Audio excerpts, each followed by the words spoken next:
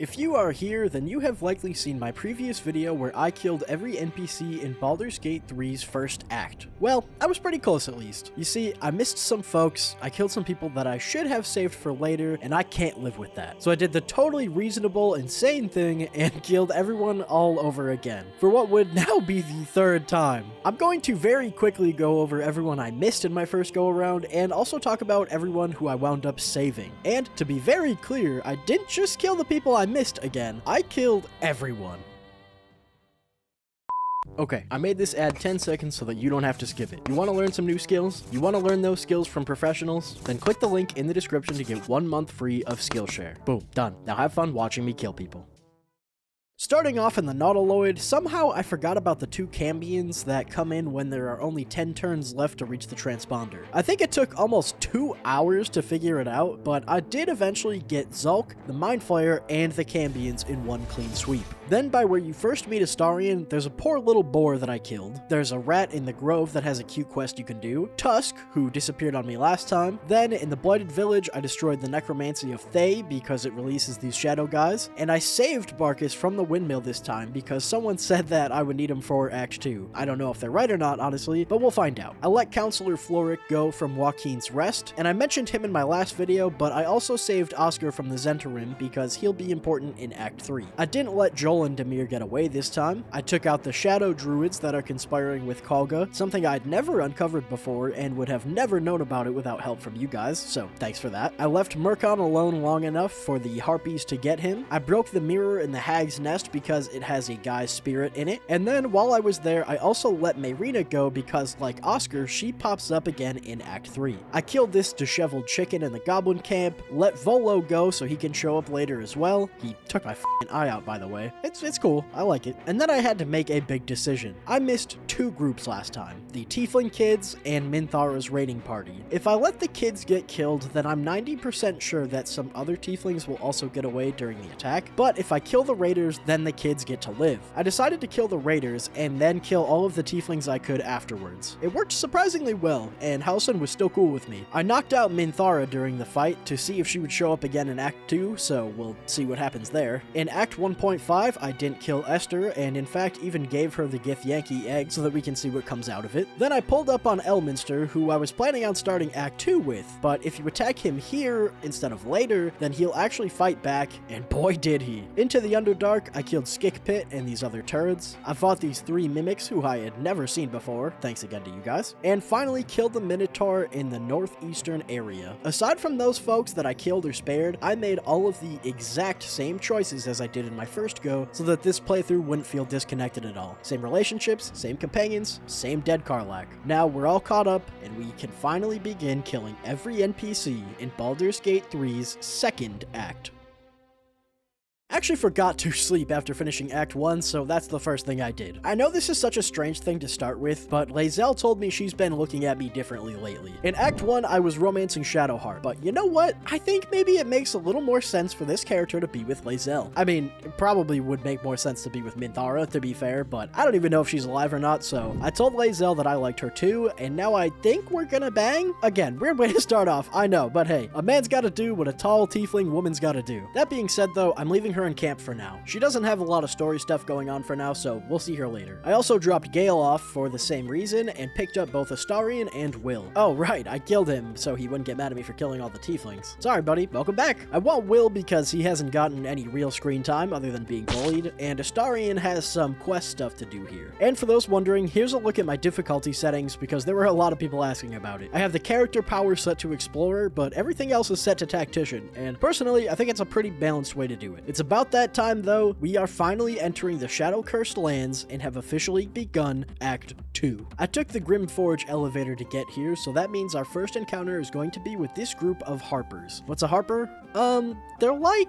So the thing about the Shadow-Cursed Lands is that it is cursed by shadows. Duh, I know. But shadows are killing and corrupting people, and this guy, Harper Jonas, gets sucked into the darkness and is turned into a shadow-cursed guy. Some other shadows show up, and it's fighting time. This fight wasn't really that hard or complicated, but another thing about this place is that you need some sort of light source to prevent yourself from being corrupted from the darkness. But the shadows are weak, so I made it through. This also got me to level 8, which was nice because it's gonna be a couple of pages until we see level 9. I followed those harpers down the road and rolled up to an important location for Act 2, Last Light Inn. Solid name, because this is one of the few places where the shadows can't get you. For now. Ladies and gentlemen, let me introduce you to Jaheira. Jaheira is the one in charge around here, and she is not all too welcoming to us at first, specifically because we are infected with that tadpole, or in my case, like 8 of them. Then, kinda out of nowhere, a flaming fist named Marcus comes to vouch for us. Problem is, we've never met Marcus. He is also infected with a tadpole, and he tells us to trust him. He even goes so far as to say we helped him fight off cultists a while back. I do not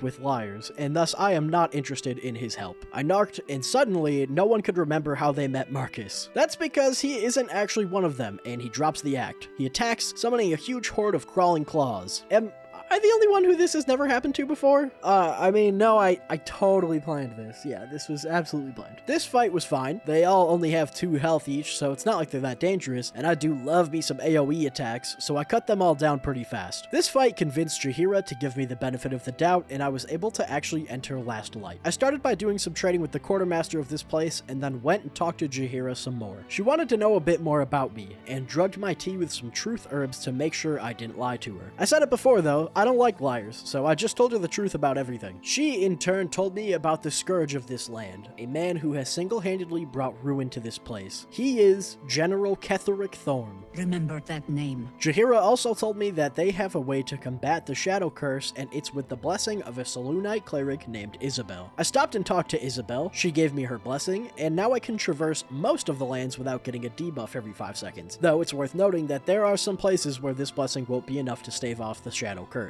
Just as I was talking to her, though, a familiar face popped in.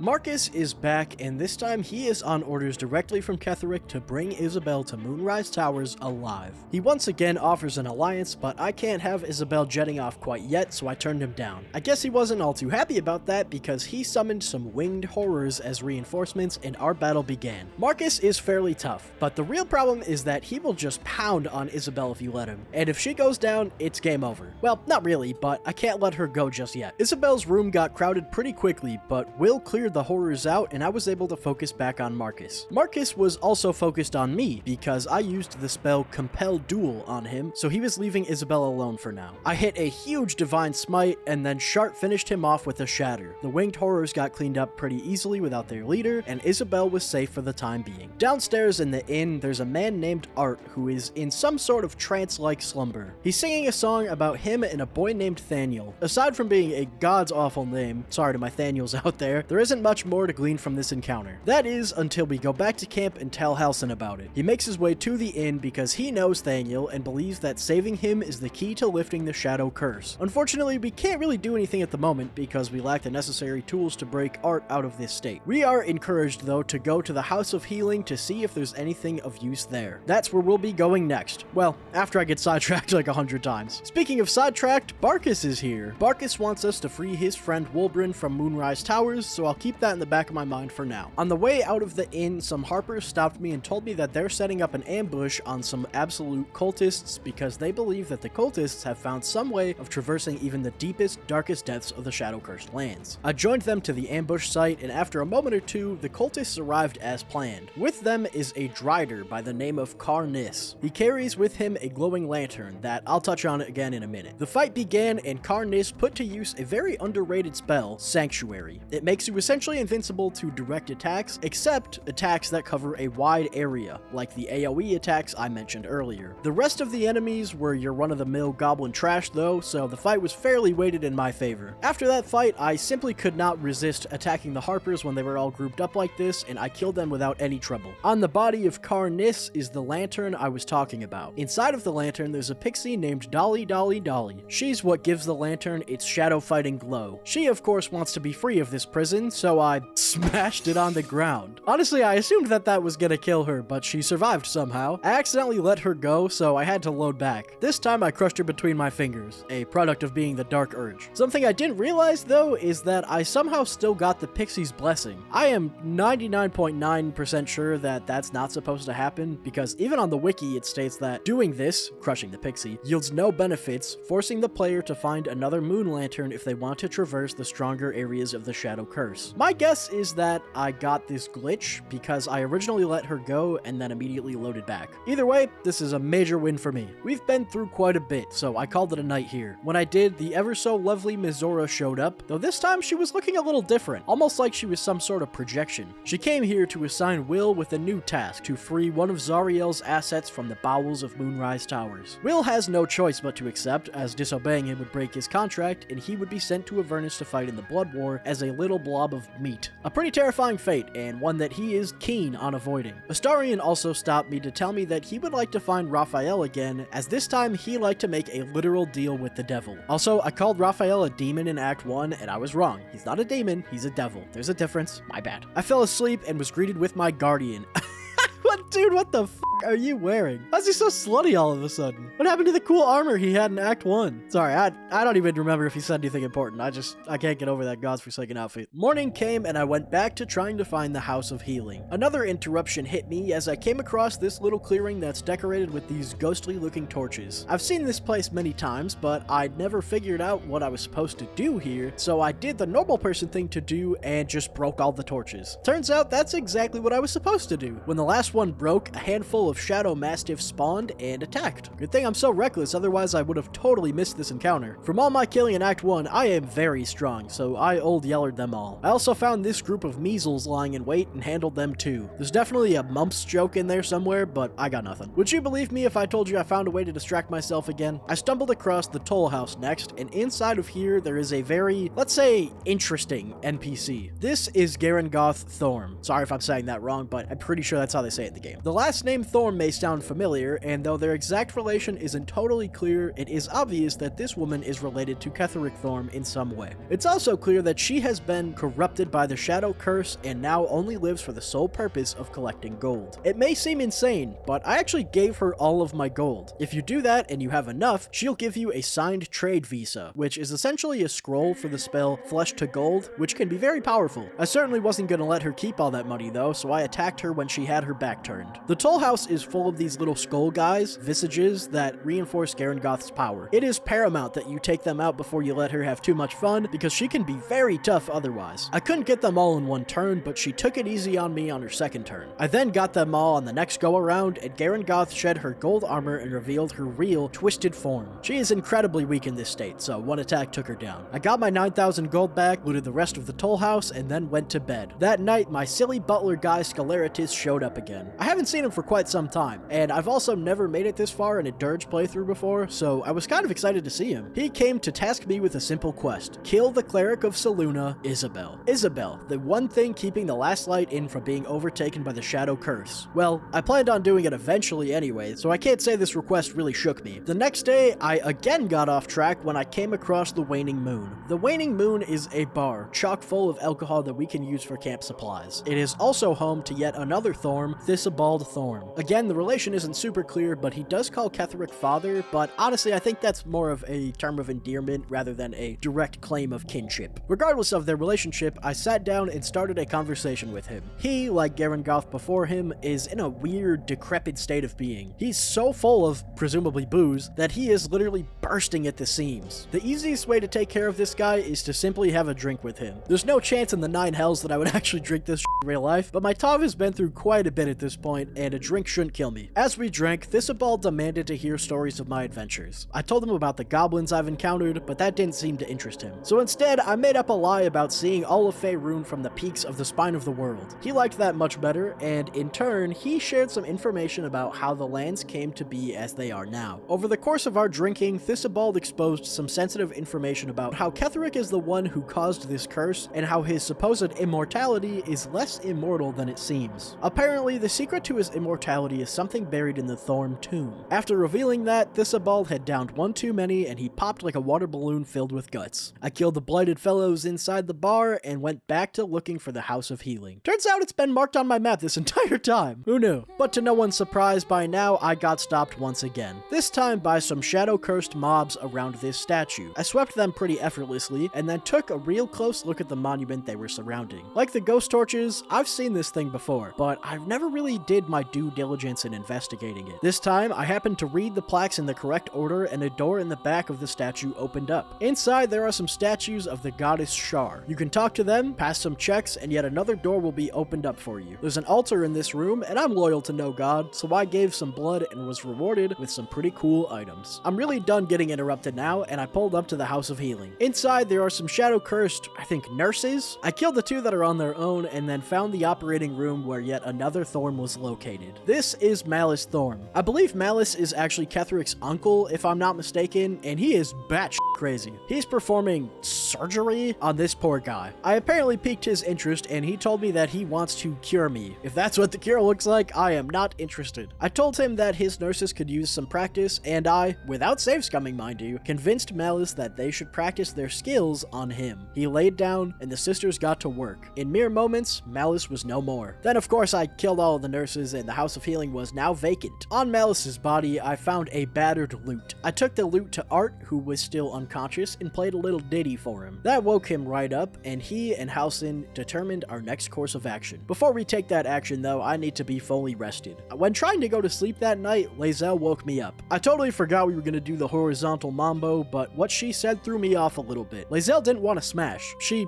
wanted to smash blades. lae'zel challenged me to a fight, to prove myself to her and bruise her to make her mine. This is incredibly crazy, but it's the exact kind of crazy that I can get behind. I f***ed up a little bit though. My first try, I decimated her in one turn. Fully killing her ruins this encounter, and she didn't talk to me after I picked her up. I had to load all the way back to the Shar monument from earlier because I forgot to save before our scuffle. It was worth it though, because after holding back a little bit this time, lae'zel and I had a surprisingly cute moment together. We kissed, and all thoughts of Shadowheart left my body. I talked to Wool Shart in the morning and broke it off with her so that I could be with lae'zel. Like I said at the start, I feel like this kind of makes more sense for this playthrough. I also respect Astarion to be a fighter slash rogue instead of just a rogue so that he could get action surge and extra attack. This, in my opinion, made him much more useful than he previously was. I was gonna need him too, because what Halsin needs us to do is to protect this portal for him while he goes in and retrieves Thaniel. Sounds easy until you see the absolute legion of people that come to stop you. I can't narrate this whole fight because there's just so much going on, but thanks to some well-placed AoE attacks that I'm ever so fond of, I was able to hold off long enough for Halsin to come out safely with Thaniel in tow. Halsin took Thaniel to camp for now, I traded some of that loot that the Horde dropped me, and then once again went to bed. In camp, Halsin talked to me about Thaniel's current state. It turns out that Thaniel is missing part of his very being. Out in the shadow-cursed land somewhere, I'll have to go find this missing essence of his. Before bed, I tried to kiss lae'zel, but she's not into public displays of affection, I guess, so I went to bed kissless. Remember kids, consent is cool.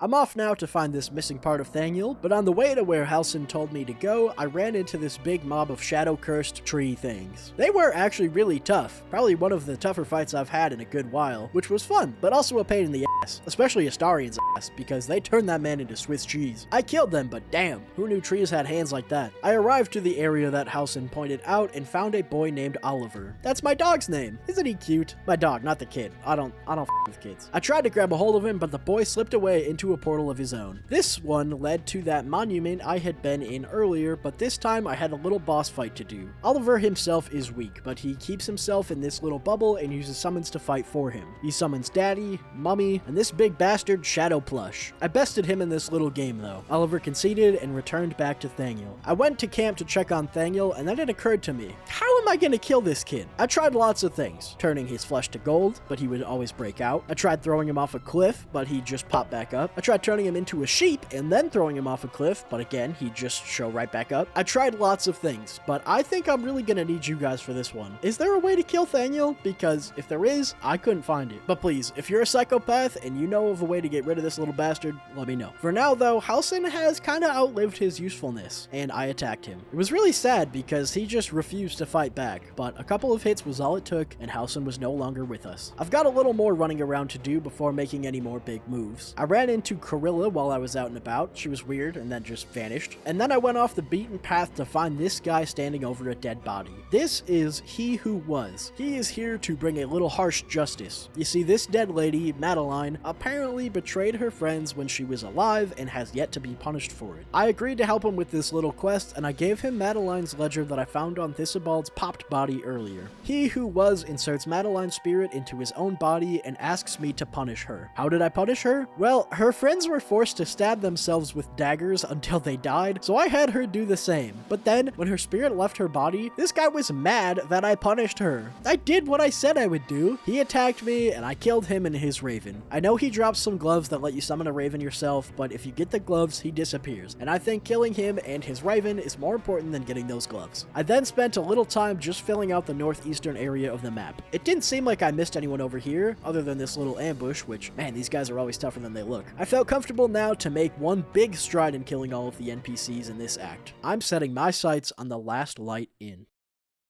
If you kill Isabel, then everyone dies. But to be absolutely sure, I started killing some of the Harpers first, just to make sure they wouldn't get away. These ones by the water specifically, because I don't remember seeing them again. Before I could get much further though, I got sidetracked by this cellar door. I have never seen this place. I cannot believe how much I have missed with this much time in the game. In the cellar, there's a group of mean locks. What's a mean lock? Your guess is as good as mine. I killed him though. I went back to the surface and did a little trading before I was good and done with this place. I also took out these 3 oxen in the barn, and what the f is that? Didn't I already kill this guy in the grove? Why is he here? And why is he a big blob? Okay, whatever. I'm done asking questions at this point. I went inside and killed this cat because, again, I can't remember if it dies on its own or not, and then took a quick nap before finishing off the inn. When I confronted Isabel in the morning, I didn't waste any time in attacking her. Weirdly enough, a nearby Harper joined in on my side, which, hey, I said I'm done asking questions, so cool. As we know, Isabel is a cleric. Clerics are very useful, but they aren't always too powerful on their own, so Isabel went down pretty quickly. When she did, the protective barrier around the inn started crumbling, and a winged horror swooped in and flew off with Isabel's body. Will was incredibly upset, Jaheira wanted an explanation, but frankly, we don't got time for all that. Other than my party and Jaheira, everyone here was either turned into shadow-cursed beings, or they were killed by the shadow curse directly. That meant that we've got a huge fight on our hands. None of them are particularly strong, but there are a lot of them, so I didn't get too comfortable. Some big tree root shadow tentacle things also appeared, but eventually we cleared out all signs of life at the inn. Jaheira blamed herself for the whole thing, which was sad, but she did agree to join my camp. And that whole scuffle brought me to level 9. That's a wrap for last light though. Everyone inside was dead, including Art, the Flaming Fist, and yes, even Barkus. I think he served his purpose in giving me the Wolverine quest though. That was enough action for one day, but wouldn't you guess who showed up in my camp again that night? Sceleritis. He said he had another gift for me, and I'm just gonna let you guys see for yourself.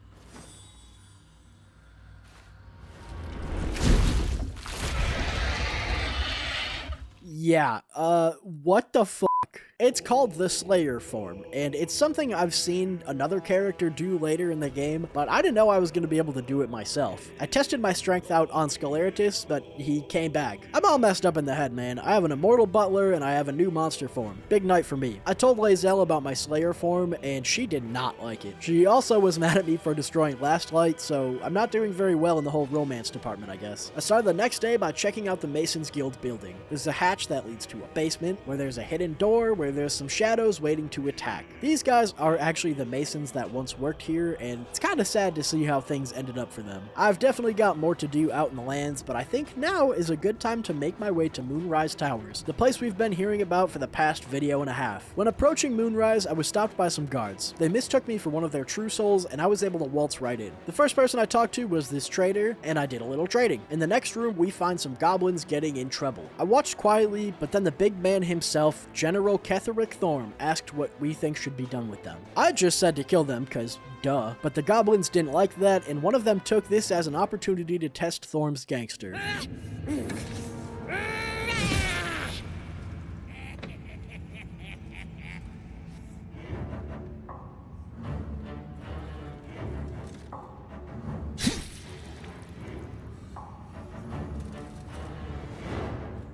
I'm so sorry, my lord. She's an unbeliever outside my control.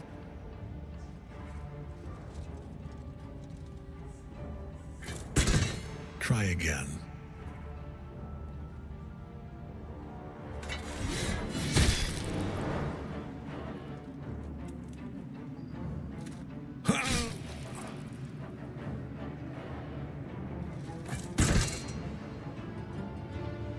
No! No!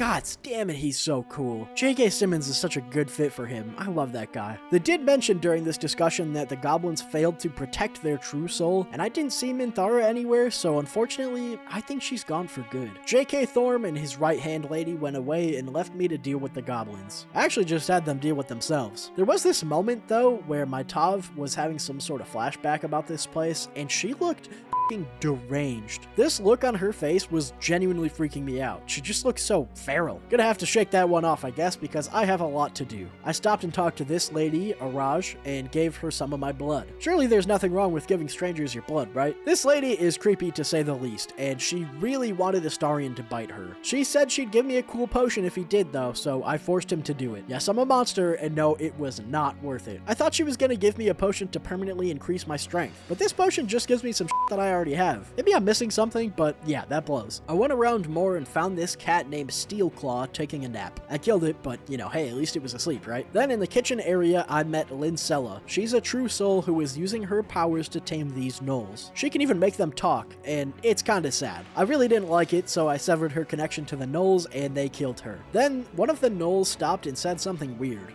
Lord back. Man, the Dark Urge is so interesting because what the hell is he talking about? The gnolls were green, which means they are my allies now, which made killing them all the more sad, but hey, I've said it many times now, I've got a job to do. The next place I went to was the prison area. In a room off to the side, I found these two questioners who would be torturing Minthara if she was alive. I love Minthara, so in her honor, I murdered them. In one of the cells, I found Wulbren. When I was trying to talk to him though, I got attacked by a guard. I diced her shit up, of course, but I am very thankful that she didn't call for backup because I'm not quite ready for all that yet. Anyway, I wanted to help Wulbren, so I threw him a staff, and he used it to break out. Then that little asshole ran away with it. I wanted to chase after him, so I killed the warden, one-shot her by the way, Paladin is disgustingly strong, and opened the cell they just broke out of. They were getting in a boat to leave, and I assumed he would give the staff back before going, but he didn't. He just f***ing left with it. I am never helping anyone ever again. Wulbren, you better get ready, because I'm gonna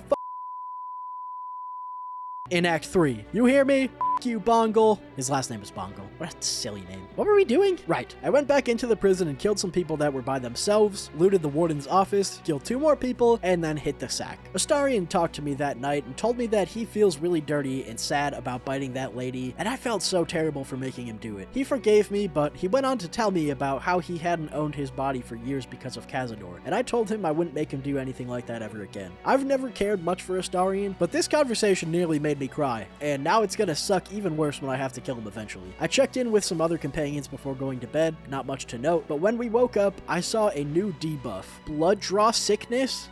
Excuse me? I will not stand for that. I marched right back into Araj's weird little sex den and blasted her to death. I probably shouldn't have, because I know she comes back in Act 3, but f*** her. I had to kill a couple witnesses as well, but it was worth getting revenge for not just me, but also Astarion. And I went back to bed after that to get rid of the debuff. We're almost done in Moonrise for now, but I've got a couple more things to do. I talked to Zarel, Ketheric's lapdog, and realized that she pets that same peeve that Zaris did in Act 1. And I think I figured it out too. It's just when someone that I know is vastly weaker than me acts like they could kill me. Like, her and Zaris both threatened me as if they could even touch me. This pet peeve pops up one more time in this act, and plenty in Act 3, and I'll bring it up then, but man, it annoys me to no end. Anyway, I'm still pretending to be one of their true souls, so she sent me to help a guy named Balthazar in retrieving an artifact for Ketheric. Well, before I do, I climbed up to the roof and killed these 3 winged horrors. They are very easy to miss, so shoutouts to Toy House for making a TikTok about these guys, because I would have never known about them otherwise. Now that that's all settled, let's go, help Balthazar.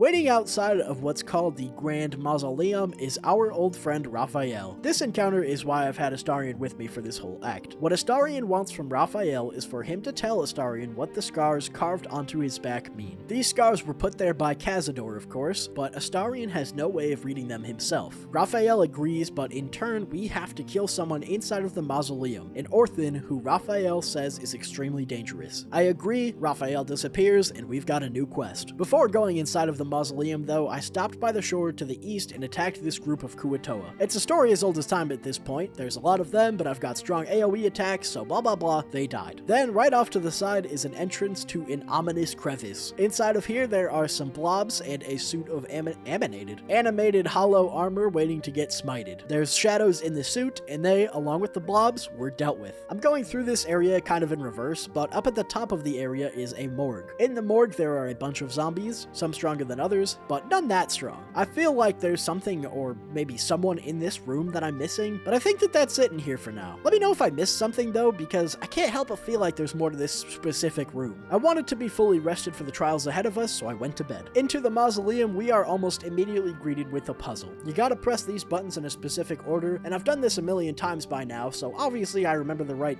son of a bitch. Okay, I got it right the second time, but the puzzle opens up the door to the meat of this area. Just take a little ride down here, and you are officially in the Gauntlet of Shar. This section of the game is hotly contested as either a great area or a terrible area. Personally, I don't love going through here on subsequent playthroughs, but I really liked it my first time, and I think that's what matters most, so I'm not going to complain too much. I should also note that as a follower of Shar, Shadowheart was very excited to be here, and this is a very important location for her questline. Like I said, I've been here many a time, so I breezed through the first part, though I'm realizing now that I might have missed some enemies in this area. I don't actually know. I didn't miss these guys though. As soon as I ran into them, some dark justiciars appeared to put us down. These guys are tame, so long as you break these little portals. If you don't, they'll just keep coming, and it can get overwhelming. Not to worry though, I'm an educated gentleman, so I took them out first. I also killed the reconstructed guys that help you. Down the hall, I murdered some rats. That will be important later, I promise. Then you come across a room where you'll get attacked for a second time, and this one is much tougher. There's more portal things, and the reconstructed guys refuse to attack the portals directly for some reason. Oh good, I'm nasty, I took care of it. Then we meet the man we were sent here to help, Balthazar. This is the other guy that pets that peeve that I mentioned, because as I am about to demonstrate, he is not shit.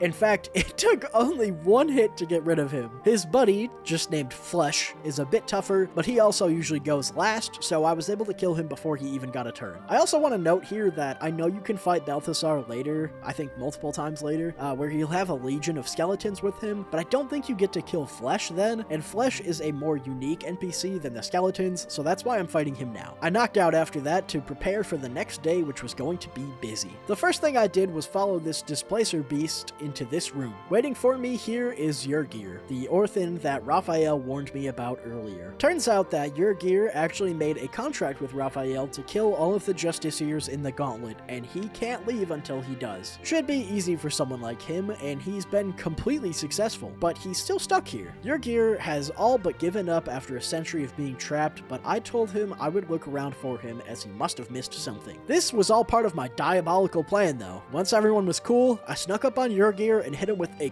crushing divine smite. It was so huge, it one-shot him, and then I only had to deal with his lackeys. Is this dirty? Yes. Did I say I don't fuck with liars earlier and then I lied? Yes. But I gotta keep you guys on your toes somehow, right? The Maragon are fairly tough, but I got the jump on them, so I took a couple out right away. The Displacer Beast was the real problem, because it sends in a clone of itself and then stays at a safe distance until you kill the clone. I had some back and forth with the Beast and the Maragon, but ultimately I made it out mostly unharmed. The best part of this whole encounter was when I talked to Astarion afterwards and made him thank me. Poor Astarion, we've been all over the place with him in this video. I went back to do the actual gauntlet part, but found all these rats grouped up. I killed a few more, I promise it will be important in a second, and then they all went running off in a big pack. I followed them into the depths of this place, and near the bottom, the rats jumped me. I was prepared for this, and I brought some void bulbs to clear them out quickly. Once you kill enough of them, this weirdo, Lurthendor, will appear. I guess he disguised himself as a rat, or a bunch of rats, I don't know. And this guy is why Yrgir wasn't able to leave this place. Unfortunately for him, 2 divine smites were more than enough to send him to the Dark Lady. That took a surprising amount of resources, so it's nappy time. Back at camp, Raphael showed up and fulfilled his end of the deal with Astarion. He told Astarion that the scars on his back are part of a ritual that was to be carried out by the ever-so-hated Cazador. That is, until the final piece of the puzzle, Astarion, disappeared. This ritual of vampiric ascension would see Cazador sacrifice all of his vampire spawn, and in return, he would gain unprecedented power. Cazador now needs to retrieve Astarion to complete this ritual, unless of course we take the fight right to him and have Astarion perform the ritual instead. We'll come back to this in Act 3, but keep this plan in the back of your mind. Back in the Gauntlet of Shar, I think we're ready to actually take on its many challenges. The one I like to start with is called the Faith Leap Trial. I don't know if it's intentional or not, but the path you need to take to cross this section is pretty clear. Like, I don't really get the challenge part here. Am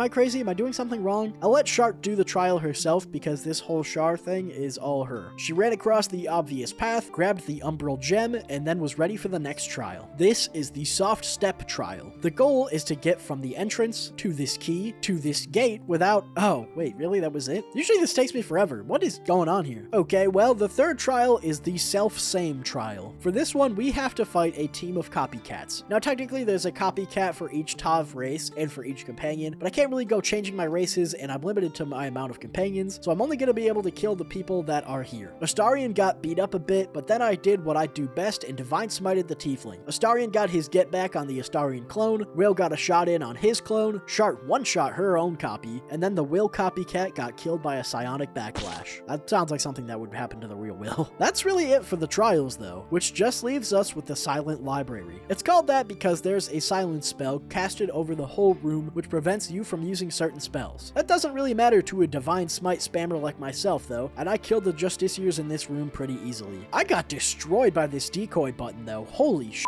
dude. Took near half our collective HP with that one. I picked up a book called The Night Singer and placed it in this slot to open up a big old door, and inside was a weapon called the Spear of Night. There's also some cool armor, and I gave both of those things to Shadowheart. Now, I know this is very out of nowhere, but there's some people on the dock area of Moonrise Towers that I want to kill before we get any further in the story. I believe they disappear if you don't kill them here, so I just wanted to be safe. Then, with a good night's sleep, I was ready for a really, really big day.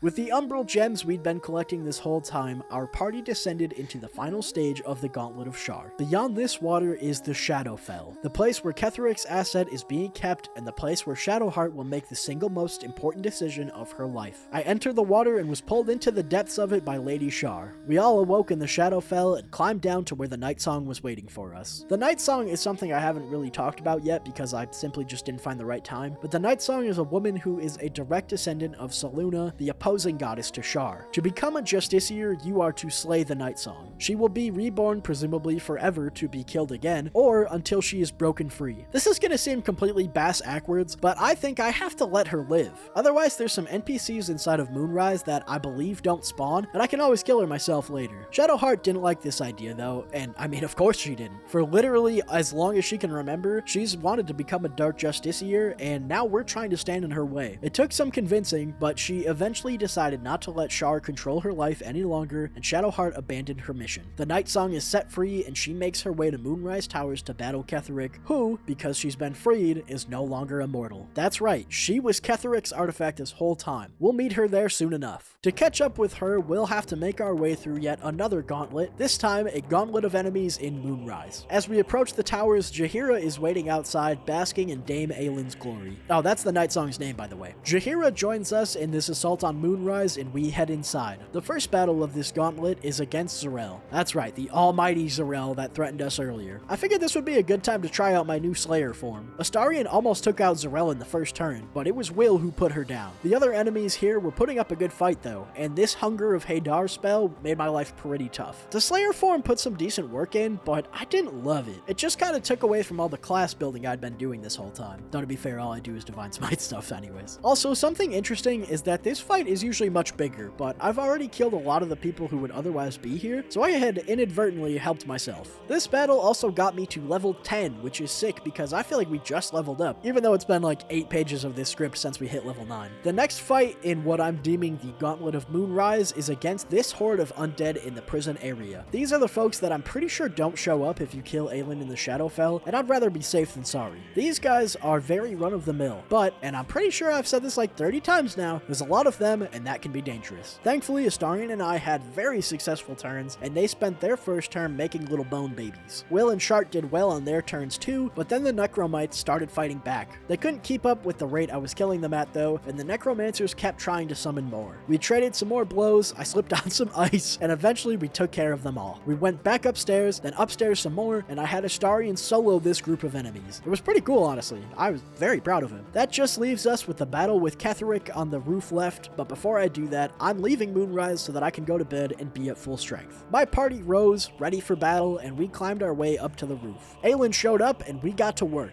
Are you guys tired of me one-shotting people that should be way stronger than me yet? Yeah, me too. I think I'm gonna have to change the difficulty for Act 3. Before Ketheric can retreat, he summons a big tentacle that lays Aelin out. She and Ketheric disappear, and I'm left with some more undead to make dead. I made pretty short work of them all, and didn't have to spend too many resources to do so. To follow Ketheric, we're gonna have to jump into this giant fleshlight. And you know me, reckless as can be, I jumped right in. This place is a Mind Flayer colony, and as soon as we entered, Will reminded me that we have to set a devil free here. I killed some incel devourers and then put Chop out of his misery. I killed some more little guys and then found the best brain boy, Us. You remember Us? We freed him from a guy's head on the Nautiloid. It was like the first thing we did. Well, I feel like we all know where this is going. Like Scratch, I made Us's death quick. The next room is a big battle, one full of more undead, and this time they're joined by some winged horrors. I'd be absolutely lying if I said it was quick or easy, but it was doable. Down the way, there's this cool puzzle where you gotta build a brain by connecting neurons. When you do, it opens a door that has a really cool sword and a brain in a jar called the Waking Mind. Take this brain to a contraption, pop it in, and you can talk to the person that the brain once was, or I guess still is. This brain belonged to a Gith Zerai, I don't know what that is, I failed my history check, and she will teach you one of her techniques in return for you killing her with your tadpole. She's been alive in that thing for ages now, so I understand wanting a way out, and I've got to kill everyone anyways, so I helped her out. There are some other brains that you can talk to, but I don't think you can kill any of those ones, so we're not going to waste our time. Further into the colony, there are some more intellect devourers, and then you find a bunch of people and mind flayers in pods. I saved some time here by just hitting the kill switch and taking out everyone in there, but after clearing them out, I attacked a small group of cultists. They're really weak, so they never even got a turn, but the Dirge does recognize one of them as the doctor who helped piece them together after their incident. We'll have to figure that all out later, but for now, we've got more killing to do. I got a bunch more brain guys, but after them, I think I was ready to face Ketheric for the final time. I used the healing pod, descended the floating platform, but before entering the fight, Will pleaded with me to return to the colony to find Zariel's asset, the one that Will was tasked with saving.